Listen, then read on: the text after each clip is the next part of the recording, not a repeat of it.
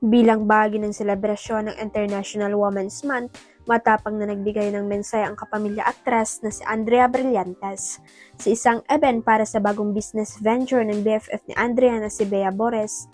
Naingan siya ng mensahe para sa lahat ng mga kababaihan. I would say na never stop believing in yourself kahit na we live in an unfair world.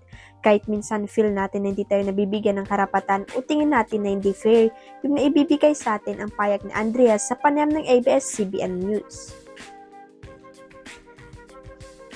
Pinaalalahanan din niya ang lahat ng kababaihan na palaging lakasan ng loob sa paglaban sa buhay at palaging paghandaan ang mga darating na pagsubok.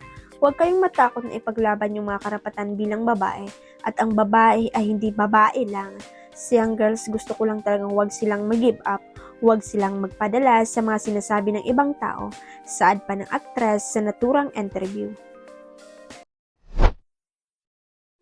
Matapang ang naging mensahe ni Barbie Fortesa para sa mga kalalakihan kaugnay ng selebrasyon ng Women's Month ngayong taon.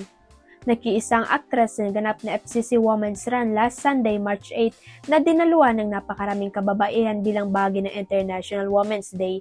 In fairness, nakaabot sa finish line si Barbie sa sinuliang 10-kilometer run kasamang iba pang runners na sumuporta sa naturang sports event kung saan ipinagdiwang ang lakas at kakayahan ng mga kababaihan. I'm just too proud of all the ladies na nakatakbo ko today. Ang gaganda ng mga nakatakbo ko. I feel very safe kasi I'm proud all the women ang pahayag ni Barbie sa panayam ng GMA. Ang paalala pa ni Barbie sa lahat ng kababaihan, well, a wise woman once said men have no right to tell women to shut up.